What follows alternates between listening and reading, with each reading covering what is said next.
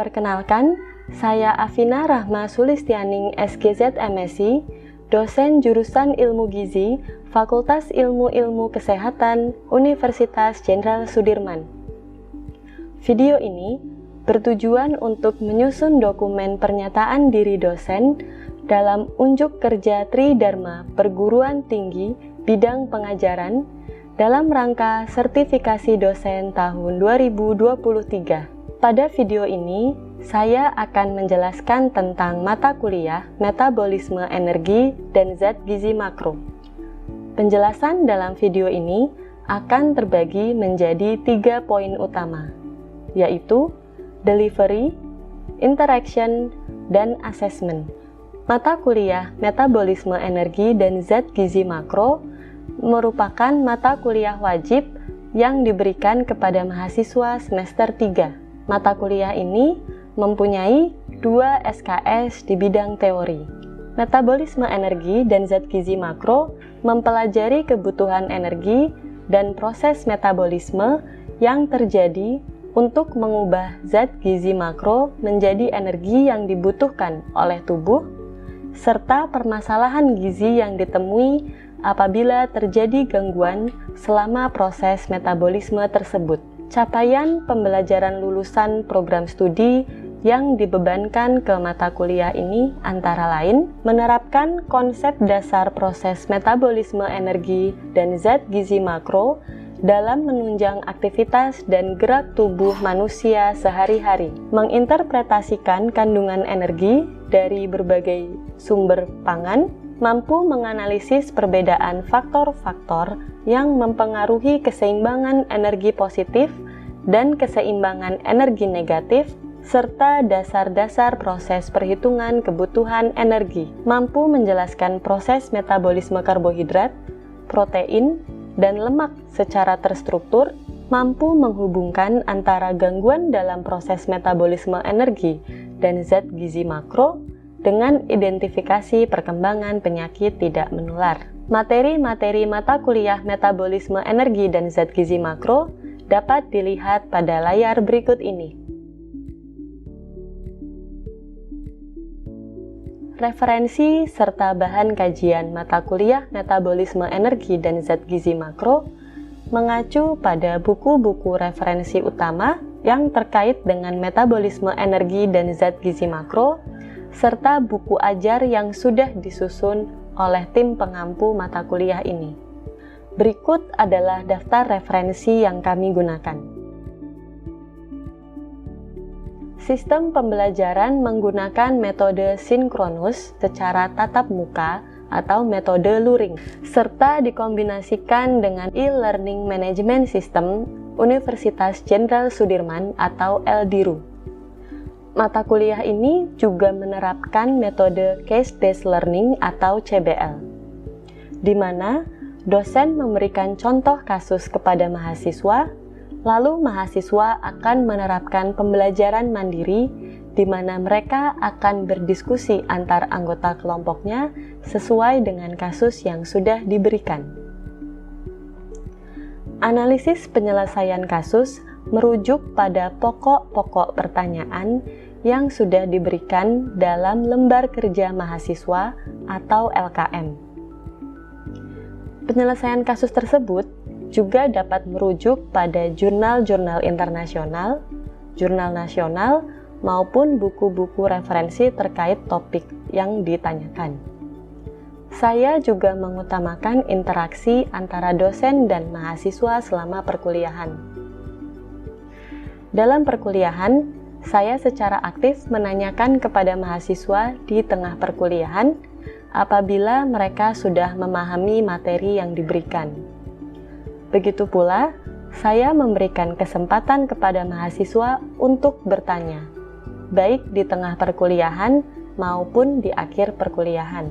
Selain itu, perkuliahan juga menerapkan metode CBL, di mana mahasiswa memungkinkan untuk menjalani diskusi terarah dalam kelompoknya, serta memberikan masukan, tanggapan, atau pertanyaan kepada kelompok lain selama proses diskusi berlangsung.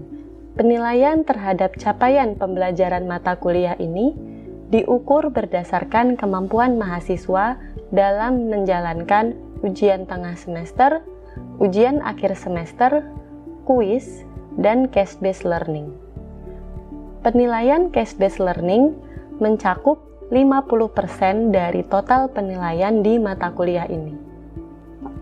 Case-based learning mencakup peer assessment, penyusunan makalah diskusi, pembuatan slide presentasi, dan performance mahasiswa saat presentasi. Kemudian, UTS dan UAS mencakup masing-masing 20% dari total penilaian mata kuliah ini. Kemudian untuk kuis mencakup 10% dari total penilaian. Komponen penilaian ini tentunya telah disepakati bersama antara dosen dan mahasiswa di awal perkuliahan saat kontrak pembelajaran. Penilaian bersifat adil, objektif, dan terbuka, berdasarkan rubrik penilaian yang dapat diakses oleh mahasiswa. Rubrik penilaian tersebut, LKM dan RPS, dapat diakses oleh mahasiswa di e-learning management system Universitas Jenderal Sudirman atau LDIRU. Kesimpulan dari penjelasan mata kuliah metabolisme energi dan zat gizi makro ini adalah, pada poin delivery, mata kuliah ini menjalankan pembelajaran tatap muka atau luring dan menerapkan metode case-based learning atau CBL. Pada bagian interaksi, perkuliahan ini menerapkan interaksi antara dosen dan mahasiswa dengan mahasiswa dapat bertanya ataupun memberikan tanggapan selama perkuliahan berlangsung maupun saat metode CBL dilaksanakan. Asesmen pada mata kuliah ini bersifat objektif, adil, dan transparan, berdasarkan rubrik penilaian yang juga dapat diakses oleh mahasiswa. Selanjutnya, saya akan memutarkan video pembelajaran mata kuliah metabolisme energi dan zat gizi makro pada pertemuan yang ketiga, yaitu sumber-sumber energi dari makanan. Selamat menyaksikan. Baik, selamat siang. Assalamualaikum warahmatullahi wabarakatuh. Waalaikumsalam warahmatullahi wabarakatuh. Terima kasih sudah hadir di pertemuan kita pada hari ini. Sekarang kita akan masuk di pembelajaran mata kuliah metabolisme energi dan zat gizi makro pertemuan yang ketiga. Materi hari ini kita akan membahas tentang sumber-sumber energi dari makanan. Ini melanjutkan pertemuan minggu sebelumnya ya, tentang komposisi tubuh dan kaitannya dengan kebutuhan energi. Nah, capaian pembelajaran mata kuliah yang masuk di dalam pertemuan ini adalah mahasiswa diharapkan mampu menginterpretasikan kandungan energi dari berbagai sumber pangan. Kemudian, sub CPMK-nya adalah mahasiswa mampu menjelaskan sumber-sumber zat gizi makro dan konsep kepadatan energi. Kemudian, untuk bahan kajiannya, yang pertama kita akan memahami perhitungan unit energi yang terkandung dalam karbohidrat, protein, dan lemak. Kemudian kita akan memahami konsep kepadatan energi dan faktor-faktor terkait kepadatan energi pada makanan. Lalu kita akan membahas tentang pengertian indeks glikemik dan juga faktor-faktor yang mempengaruhi. Oke, setelah kita membahas tentang CPMK, sub CPMK, dan bahan kajian, sekarang kita mulai masuk ke materi. Mungkin kalian baru pernah melihat nih tentang Atwater faktor. Jadi ini adalah faktor konversi dari kandungan zat gizi makro terhadap kandungan energinya atau kilokalorinya. Nah, karbohidrat per gramnya itu mengandung 4 kilokalori. Lemak per gramnya mengandung 9 kilokalori dan protein per gramnya mengandung 4 kilokalori. Contohnya di tabel bagian bawah. Jagung manis itu mengandung karbohidrat sebesar 18,7 gram. Berarti dia mengandung 74,8 kilokalori. Protein terdapat 4 gram protein. Nah, berarti setara dengan 16 kilokalori. Begitu juga dengan daging ayam, Kalau proteinnya itu sebesar 72,8 kilokalori, berarti tinggal dibagi saja ke 4. Berarti kalau 72,8 kilokalori daging ayam itu setara dengan 18,2 gram. Begitu juga dengan kandungan lemaknya. Kalau kalorinya adalah 225, tinggal dibagi ke 9. Jadi, lemak dengan 225 kilokalori itu setara dengan 25 gram. Sampai sini bisa dipahami? Oke, kita lanjut ke slide selanjutnya. Nah, ini adalah variasi kandungan energi dari makanan. Contohnya, misalkan seorang wanita memiliki kebutuhan kalori 2000 kilokalori. Nah, 2000 kilokalori itu setara dengan 13 kg green peppers, 1,5 kg nasi yang sudah matang, dan 0,38 kg coklat susu. Jadi perbedaannya terlihat sekali ya. Paling banyak itu kilogramnya ada di green peppers dan semakin kecil kilogramnya itu ada di coklat susu yang setara dengan kandungan 2000 kilokalori. Kalau kita lihat, kenapa kalau kilokalorinya bisa berbeda? Nah, ini adalah kandungan zat gizinya. Green peppers itu mengandung 93,3 gram air. Sedangkan coklat hanya 2,2 gram air. Kemudian untuk lemak, green peppers hanya mengandung 0,3 gram lemak, tapi kalau coklat itu bisa 30 kali lipatnya, yaitu 30,3 gram lemak. Jadi, kandungan gizi dari makanan itu bisa mempengaruhi kepadatan energinya. Nah, di sini kita bisa mengambil kesimpulan. Kepadatan energi itu berarti densitas atau energi yang tersimpan per unit volumenya atau kilokalori per gramnya. Nah, faktor-faktor yang sangat erat terkait dengan kepadatan energi antara lain kandungan lemaknya. Karena tadi 1 gram lemak setara 9 kilokalori, lebih tinggi daripada karbohidrat dan protein. Jadi semakin tinggi kadar lemak suatu makanan, otomatis densitas energinya lebih tinggi. Air, kebalikannya, dia menurunkan densitas energi. Karena air itu memenuhi volume suatu makanan, tapi kalorinya tidak ada atau sedikit sekali. Sehingga semakin tinggi kadar air suatu makanan, pasti kandungan energinya lebih sedikit. Contohnya buah.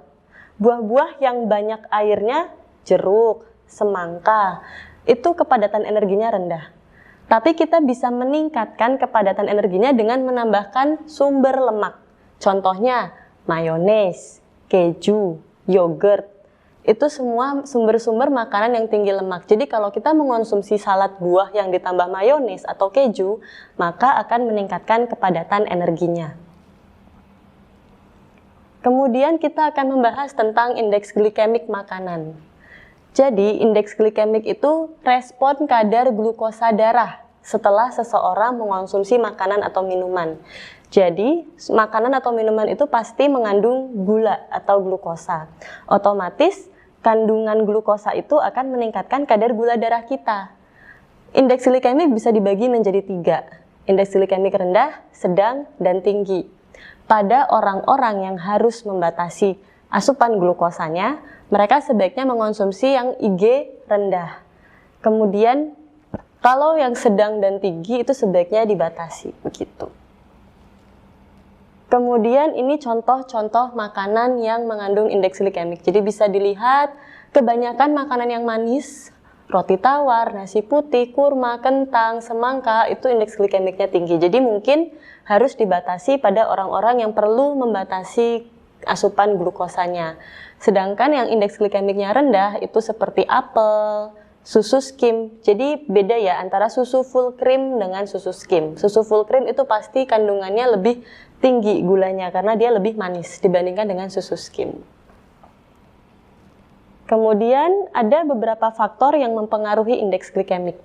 Jadi jenis seratnya, amilosa dan amilopektinnya, kadar serat, kadar gula, kadar asam, proses pengolahannya atau cooking, kemudian tingkat gelatinisasi, ukuran partikel, dan kandungan lemak dan proteinnya itu semuanya mempengaruhi indeks glikemik. Oke, demikian materi kita pada hari ini. Selanjutnya, ada yang mau bertanya terlebih dahulu? Ibu, saya izin bertanya. Oke, silakan. Iya Bu, jadi saya mau tanya, kenapa penting bagi ahli gizi untuk mengetahui kandungan energi dari suatu bahan makanan? Oke, terima kasih. Pertanyaan yang sangat bagus sekali. Nah, dari kalian ada yang mau mencoba menjawab dulu nggak? Oke, silakan. Terima kasih banyak Ibu, saya mencoba menjawab pertanyaan tadi. Menurut saya, seorang ahli gizi itu perlu mengetahui kandungan energi suatu makanan. Karena supaya kita dapat menentukan makanan apa yang sebaiknya dikonsumsi seseorang itu sesuai dengan kebutuhan energi dan zat gizinya. Terima kasih, jawaban yang sangat bagus sekali. Nah, ada lagi nggak mungkin yang ingin memberikan tanggapan? Oke, silakan. Saya izin berpendapat juga Bu, kita juga perlu untuk mengetahui bahan makanan yang tinggi energi karena untuk pasien-pasien dengan kondisi tertentu seperti halnya obesitas itu perlu untuk membatasi asupan tinggi energi seperti itu Bu. Oke, terima kasih semuanya. Tepuk tangan dulu. Oke, jadi jawaban-jawaban kalian benar sekali ya. Kita sebagai ahli gizi harus tahu apakah seseorang ini atau pasien kita ini butuh makanan yang tinggi energi atau enggak. Kalau memang dia obesitas, maka kita harus memilihkan bahan makanan yang rendah energi. Tapi kalau dia sedang sakit, misalkan infeksi atau mungkin kekurangan energi, kita harus memilihkan bahan-bahan makanan yang padat energi. Nah, sampai sini bisa dipahami? Bisa, Ibu. Oke, terima kasih. Nah, selanjutnya kita akan masuk ke sesi diskusi ya.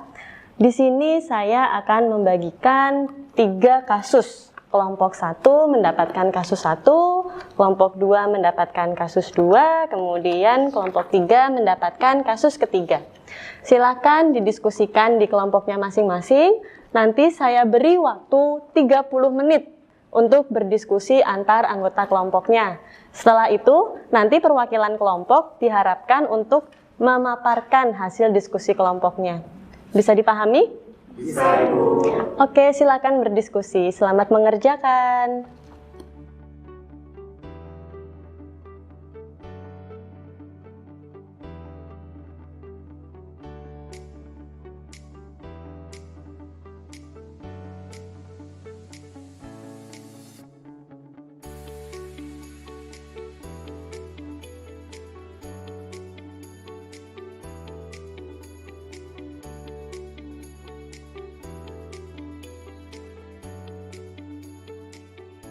Oke, waktu diskusi sudah selesai ya. Nah, apakah kalian sudah selesai berdiskusi?